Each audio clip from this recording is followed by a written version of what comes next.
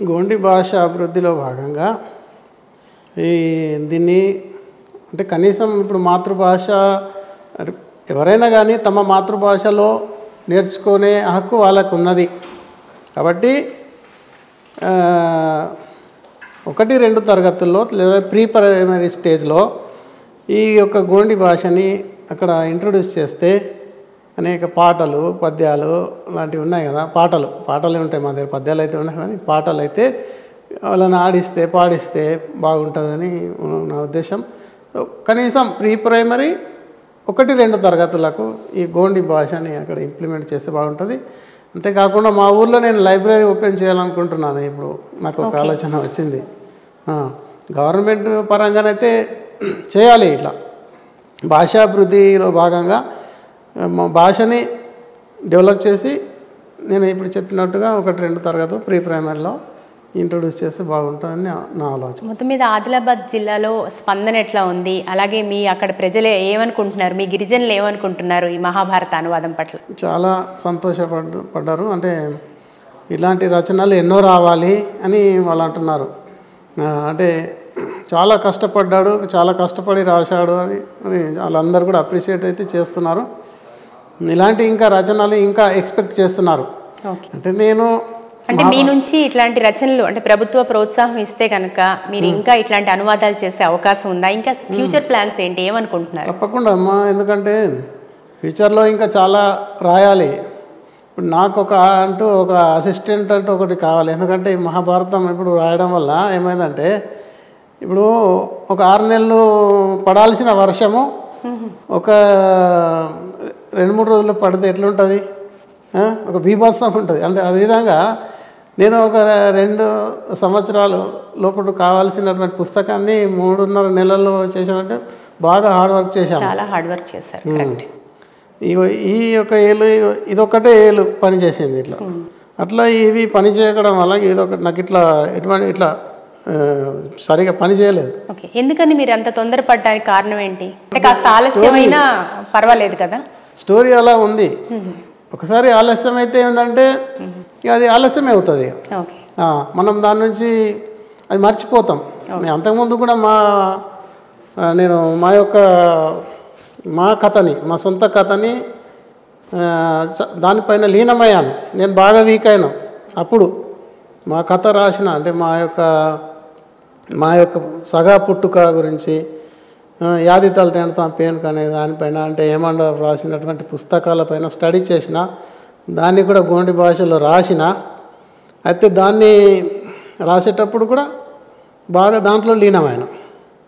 అయితే దాన్ని ఇప్పుడు మధ్యలో ఆపేసిన. అది ఎందుకంటే కొంత ఇంకా స్టడీ చేయాల్సిన అవసరం ఉన్నది. దానిపైన కూడా ఎక్కువ స్టడీ చేసి లోతుగా స్టడీ చేసి దాన్ని రాయాలి. అంటే ఒకసారి ఆగిపోయిన వర్క్ ఇప్పుడు దాన్ని మళ్ళీ ఒకసారి రివ్యూ చేయాల్సి వస్తుంది. మళ్ళీ మొత్తాన్ని 80 పేజీలు రాసిన ఇంకా దాన్ని స్టడీ చేసి రాయాల్సిన అవసరం ఉంది.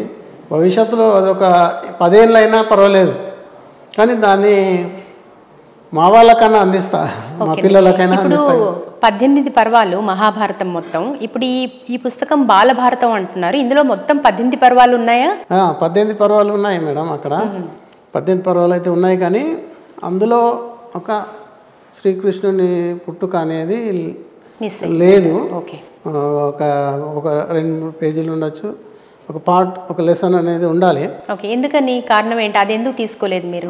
లేదు అక్కడ లేదు, నేను చదివినప్పుడు అక్కడ లేదు.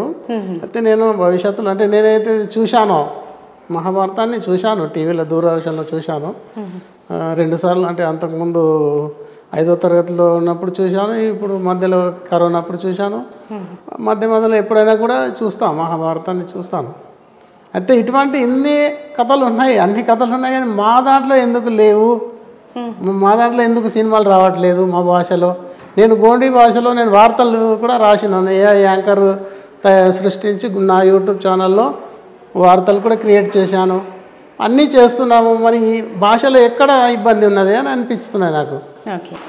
ఇది కూడా అనువదించినాం, మరి ఏమైనా అనువదిస్తున్నాం, మరి భాషను అభివృద్ధి చేయడంలో ఇబ్బంది ఎక్కడ ఉంది అనేది నా యొక్క ఆలోచన.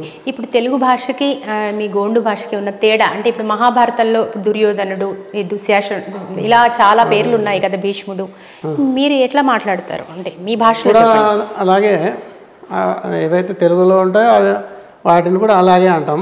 అంటే మేము 2 వర్షన్లో ప్రింట్ చేస్తున్నాం. ఇది ఒకటి అంటే మాకు ఇంకా క్లారిటీ లేదు, మా దాంట్లో ఏమంటారు మాకు ఇంకా క్లారిటీ లేదు.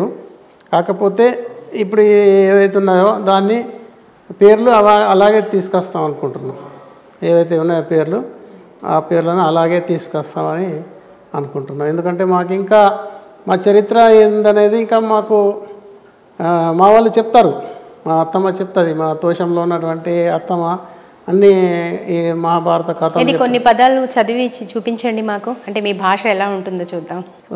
సంజయన రాయబారం, గుడిదూర్తు రాజల్ ఆదేశ్ సీత తీర్ సంజయ్ పండోక్ మన్వల్ ఉపప్లావ్య ఇన్వల్ జాగతే సొత్తోర్ అని ధర్మరాజాన్ దండోస్ ముజరా వెహ్తోర్ గుడిదూర్తు రాజాన్ అందక్ చొకోట్ వైట్ సంజయ్ వెహ్తోర్ ధర్మరాజాల్ సంజయ్ దున్ చొకోట్ వైట్ పూసి కీతోర్ అని అస్కే ధర్మరాజాల్ హే సంజయ వెళ్ళజేట్కుని నీకుని భేటీ ఆతత మాకు బచ్చరో ఖుషి గమత్ ఆశర్మంతా ఇంజర్ ధర్మరాజాల్ ఇత్తోర్ అస్కే సంజయాల్ నన్ను గుడిదూర్తు రాజాల్ ఆదేశి తోర్తే మీ సాటి ఉంది కైపత్తత్వం దయకీసి మీరట్ సందిరే ఉషార్తే మంజి కేంజ్ కిట్ ఇంజర్ కోరంజన్ కీసర్ మంతోన్ मिराट नियत ने मनवल मिराट नियत ने पिसोडून गुड़ीदूर्त राजल बचरो तारीफ की तोर मी व सोच विचार बस्केट चोकोट मनामता ఉండే వరోన్ చొకోట్ కియానా ఇట్లా ఉన్నది.